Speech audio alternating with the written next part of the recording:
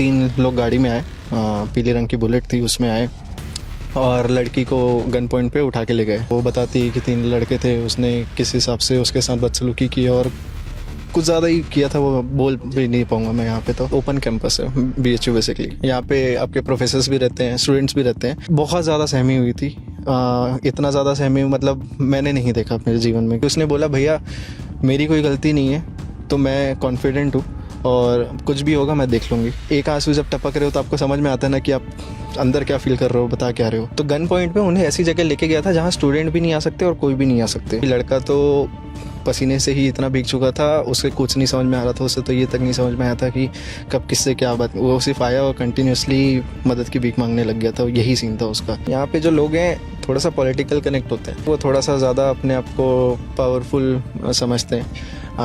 तो एक या तो उनका पॉलिटिकल कनेक्ट होता है या तो उनका मॉनेटरी कनेक्ट होता है, दोनों में से कुछ एक हो रहा होता है। ये बताइए कि उस दिन जब ये घटना हुई थी, आप भी फाइनल ईयर के हैं, क्या घटना हुई थी, कैसे आपने पहले प्राइमरीली उसको मदद किया? सो बेसिकली उस दिन हुआ ये था कि हमारा हॉस्टल पास में ही है, तो उसी के आसपास हुआ था जो हुआ था। तो हम लोग 17-18 लोग थे, हम लोग खाना खा के आए हुए लौटे ही थे। तो हम लोग अपनी गाड़ी यहाँ पार्क कर रहे थे, बाकी मेरे दोस्त तो अंदर जा चुके थे खैर, बट मैं लास्ट में था। तो उस टाइम सुनसान था, पूरा अंधेरा वाला एरिया था उस साइड बेसिकली।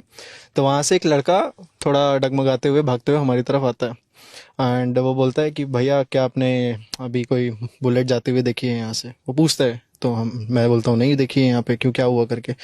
तो थोड़ा सा सस्पिशियस लग रहा था, तो मैं उसे थोड़ा और जानने की कोशिश करता हूँ कि कौन हो, कहाँ से हो। तो पता चलता है कि वो हमारा ही जूनियर है करके। तो मैं पूछा क्या हुआ, तो बताता है कि वो और उसकी दोस्त अभी थोड़ी देर पहले मिले थे कुछ काम के सिलसिले से, और हुआ ये कि वॉक करते करते 3 लोग गाड़ी में आए, पीले रंग की बुलेट थी, उसमें आए और लड़की को गन पॉइंट पे उठा के ले गए। एक्चुअली लड़के को भी लेके गए थे, बट लड़का किसी तरीके से अपने आप को छुड़ा के भाग जाता है और छुड़ा के भागने के बाद हमारे पास आता है। तो जैसे ही ये समझ में आता है कि अच्छा ये हुआ है करके, और वो लड़की अभी भी शायद फंसी हुई है, तो हम लोग फिर मैं अंदर अपने दोस्तों को कॉल करता हूँ, यहाँ के सिक्योरिटी कन्वीनर प्रॉक्टर्स को। 1 मिनट के अंदर अंदर सारे प्रॉक्टर्स आ जाते हैं और सिक्योरिटी कन्वीनर जो हमारा दोस्त है, सबको मैं बुला लेता हूँ। हम लोग ढूंढने निकलते हैं तो लड़की हमें पास में मिलती है। वो अपना जैसे ही लड़का भागा था तो शायद वो 3 लड़के घबरा गए होंगे, तो अपना बचाव करके वो लड़की छुपाते हुए किसी प्रोफेसर के घर के अंदर भाग गई थी एक्चुअली, अपना बचाव करते हुए। तो हमें वो फिर हम ढूंढने निकलते हैं तो लड़की मिल जाती है वापस। तो उससे फिर पूछा जाता है कि क्या हुआ, तो वो बताती है कि 3 लड़के थे, उसने किस हिसाब से उसके साथ बदसलूकी की और कुछ ज़्यादा ही किया था, वो बोल भी नहीं पाऊंगा मैं यहाँ पे। तो वो सारी चीज़ें उसके साथ हो रखी थी। फिर उसके बाद हम, चूँकि सीनियर्स हैं हमारे पास, गाड़ियाँ तो ही है, तो हम लोग सब के सब एक साथ प्रॉक्टर के साथ ही सब लोग ढूंढने निकलते हैं इमीडिएट, उसी 2 से 5 मिनट के अंदर अंदर की। अगर कैंपस के अंदर अगर कहीं भी मिल जाए, कोई भी नीली गाड़ी मिलती है तो, लेकिन अफसोस थी कि वो नीली गाड़ी मिल नहीं पाई। अलग बात है कैमरे में वो आ गए थे। तो ये जो घटना हुई, जैसे कि वो लोग जब आए और वो अंदर घुसे कैंपस, तो अमूमन क्या ऐसे घुस जाते हैं लोग या नहीं पता चल पाता है? और वो कितना डरी हुई सहमी थी उस समय पीड़िता जब आप लोग मिले उससे? तो पहला सवाल कि क्या अंदर कोई भी आ जा सकता है, उसका जवाब ये है कि ओपन कैंपस है BHU बेसिकली। यहाँ पे आपके प्रोफेसर्स भी रहते हैं, स्टूडेंट्स भी रहते हैं, और स्टूडेंट्स भी रात को आना जाना बाहर करते हैं, तो उस हिसाब से गेट कई बार खुला रखना पड़ता है। तो चेकिंग होती है, लंका गेट पे बिल्कुल चेकिंग होती है, हैदराबाद गेट पे बिल्कुल चेकिंग होती है। लेकिन उस दिन वो आ गए किसी तरीके से, या हो सकता है वो शाम से आए हों, क्योंकि अभी भी आप आसपास देखेंगे तो शाम से लोग आते हैं और जाते रात में हैं, तो पहले से आ चुके हों, ये भी हो सकता है। तो उस केस में तो फिर सिक्योरिटी भी उतना नहीं इंस्पेक्ट कर पाती, क्योंकि रात में चेकिंग ज़्यादा होती है, शाम में तो हल्की फुल्की रहती है, घर वाले आ जा रहे हो, कुछ भी हो सकता है। रही बात आपकी जो दूसरा सवाल था कि लड़की का कितनी सहमी हुई थी, जब पहली बार मैंने और मेरे दोस्त ने उसे देखा था, क्योंकि सबसे पहले हम ही उसे मिले थे, वो झाड़ी के पीछे छुप के बैठी हुई थी, तो बहुत ज़्यादा सहमी हुई थी। इतना ज़्यादा सहमी मतलब मैंने नहीं देखा अपने जीवन में। और वो काफ़ी बहादुर भी थी एट द सेम टाइम, क्योंकि उसने बोला भैया मेरी कोई गलती नहीं है, तो मैं कॉन्फिडेंट हूँ और कुछ भी होगा मैं देख लूँगी। उसका कॉन्फिडेंस इतना था। लेकिन एक आंसू जब टपक रहे हो तो आपको समझ में आता है ना कि आप अंदर क्या फील कर रहे हो, बता क्या रहे हो। तो बिल्कुल वो था, कॉन्फिडेंस उसका पूरा था, मैंने कुछ गलत नहीं किया तो मेरे साथ कुछ गलत होगा नहीं, एडमिनिस्ट्रेशन सपोर्ट करेगा। एंड लेकिन सहमी हुई बहुत थी उसने जो जो बताया कि उसको क्या क्या किया गया है, कहाँ कहाँ, तो वो तो खौफनाक है थोड़ा सा।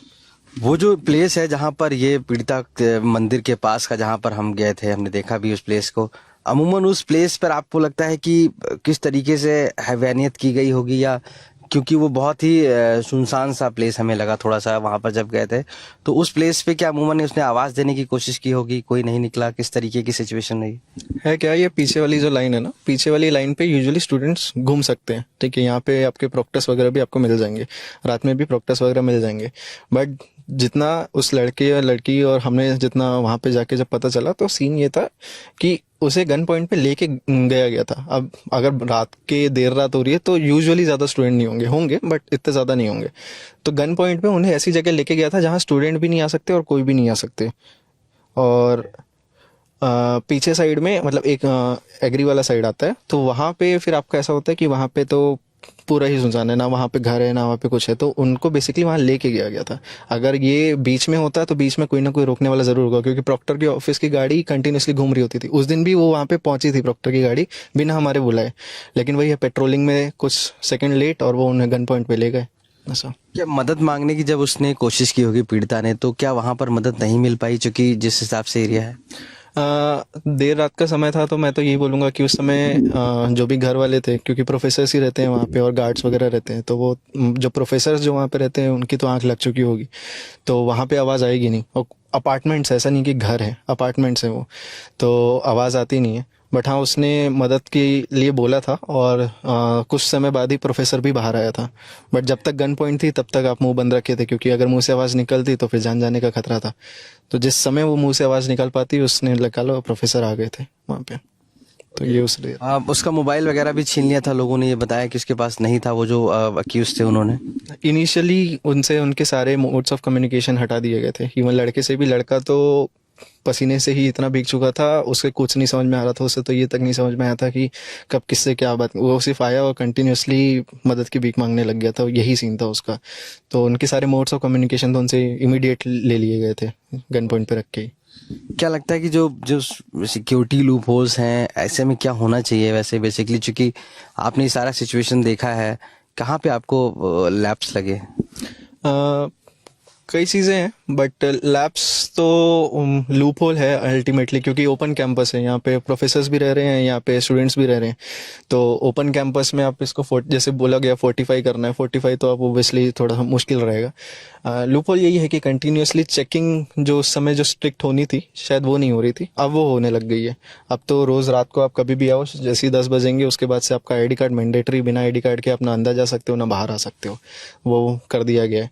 उसके पहले उस समय था कि ये वाली चेकिंग नहीं होती थी, आईडी कार्ड वाली। बाकी चेकिंग तो रहती थी कि कौन बेटा कहाँ जा रहे हो, ये चलता था। बट हाँ, अच्छा, जो ये अक्यूज थे अपने आप को थोड़ा रसूख वाले थे, जिस तरीके से घुसे बुलेट से अंदर गए, 3 के 3 अक्यूज, क्या इससे पहले भी कभी देखे गए थे, या ऐसा माना गया था कि वो आते रहते थे यहाँ पर इस तरीके से, या इसी केस के लिए स्पेशली पहुंचे?